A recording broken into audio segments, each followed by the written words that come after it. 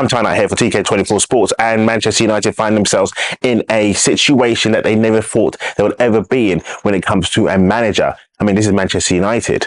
Erik Ten Hag has done the impossible. He beat Pep Guardiola in the FA Cup final. Can you believe it? FA Cup final, beating Pep Guardiola, and single-handedly showed Arsenal how to beat them. Okay, this is not a Arteta bashing and Arsenal bashing, but that's already been going on. I think that's going to be a conversation for another day. But what we're here to talk about is Erik Ten Hag and Manchester United. United have dug themselves a massive hole, and I mean a massive hole. What do I mean by that? 24 hours prior to this, the stories were leaked already that they've been talking to another manager, another representative of the manager that they was looking to talk to, thinking that they're going to sack Ten Hag because they didn't believe that Ten Hag could beat Pep Guardiola. They didn't believe that Manchester United could beat Manchester City. So it was okay for that story to come out about talking to another manager before this manager could have been departed. There's a lot of channels out there, other channels, other United supporters been banging on that Ten Hag has to be sacked. Now's the time that he's got to go. He's lost the changing room. He doesn't have command. He doesn't know what he's doing. Blah, blah, blah, blah, blah. Bang. 24 hours later, of course, yesterday, Manchester United done the impossible. They beat Manchester City. They beat Pep Guardiola. They schooled Manchester City. Schooled them. Other people are coming out and saying, well, Manchester City just had an off day. You know what that is? That's called embarrassment for the other team. That's called embarrassment for themselves as well. The way to get around it, let's just say they had an off day. They had there's one of those performances that will never ever happen again. No, what happened? United turned up with injuries, may I add, with injuries and injured players playing, and they still beat them 2-1. But what did Manchester United do from here? Because they already held talks with another manager. Ten Hag's stock now is on the rise. Last 2 seasons, he's brought in 2 trophies. Now I'm going to say this. Of course, that's not bigger than what Manchester City done last season, but it's an equal part in terms of what Manchester City done this season, bringing a trophy in. He's done the same as what Klopp done, brought a trophy in. Many people will say the FA Cup's higher than the Carabao Cup. Okay, so be it. Even though Manchester United finished 8th, he's still got his team in the second biggest European competition for this season coming up. They may have finished 8th, but he still managed to get them back into Europe. Imagine that. He managed to do it. One thing I will say is this. You're going to get a lot of Arteta comparisons. Manchester United had a better season than Arsenal because at the end of the day, they finished with a trophy. On paper, yes. In history, yes. You look back on it, you turn around and say, God, Man United won the FA Cup in 2024. What did Arsenal win? What did Liverpool win? What did Chelsea win? What did Spurs win? You look at Manchester City and you say, well, they were the champions. So why did they get rid of Ten Hag? A lot of people can turn around and say it could be the personalities, it could be the football, it could be the position, it could be the fact that Ten Hag doesn't like the regime as to where it's going now with Manchester United. But Manchester United have dug themselves a hole. If they sack this manager, they got to have a good manager that comes in. And that manager who's coming in then has to be good enough with big cojones to say, I can do what Ten Hag has done and better.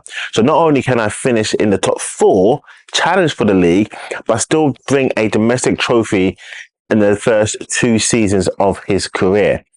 The moment that manager comes in, should Manchester United sack Ten Hag, should they do it, that manager does not even win a trophy. Forget about finishing in the top 4.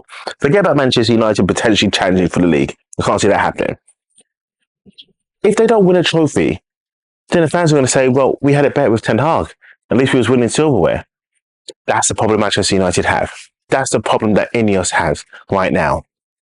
Sir Jim Ratcliffe has a dilemma. And I mean, this is the biggest dilemma. Jason Wilcox and all the other people that they've got there now. This is the dilemma. Ten Hag has put you in a situation you didn't think was going to ever happen. Those plans you had, but after the FA Cup, oh, it hasn't happened. You know, we'll fire him on Sunday, and people would understand. They'll go, okay, maybe, yeah. But now you fire him.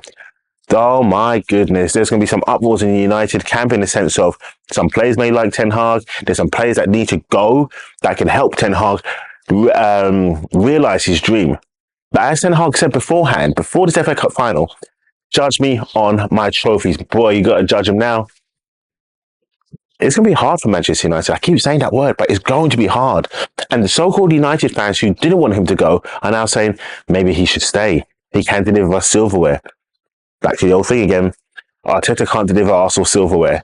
And I find it amazing that United fans or pundits or people out there on, let's say, YouTube or Talksport, whatever, start looking at Arsenal.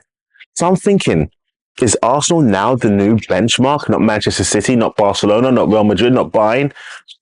After all this time, has Arsenal been the benchmark? Interesting. Anyway, if you like this portion of the show, like, subscribe, turn that notification so you don't miss another show. Again, I'm tying that here for TK24 Sports. So much more is going to happen with my channel.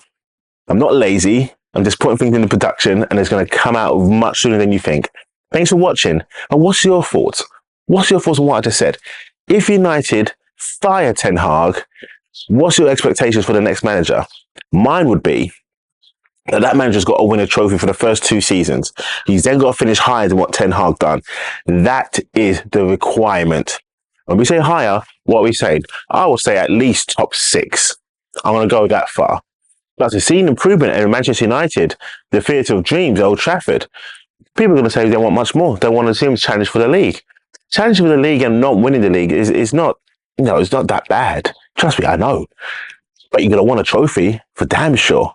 For damn sure you're going to want a trophy. Because Ten Hag will be sitting back, looking and laughing, going, you fired me, you still pay me, and you still ain't got no trophies. Or are they going to do a magic reverse and say, let's keep him? But the sad thing is, if they keep him, and let's say Ten Hag goes off to a rocky patch in a new up-and-coming season, the 24-25 season, and he loses, let's say, the first 3 out of 5 games, do they then sack him? I think that's what they're going to do. They're going to keep with him, give him 5 games. If he doesn't win 5 out of 5, boom, he's gone. And that's the way they're going to be able to justify it. Anyway, I'm great. I'm good. I'm happy. I don't have to go through this dilemma. I've been there, 8th and 8th. You know what I'm saying? You know who I support. Thank you for watching. I'm Ty Knight here for TK24 Sports.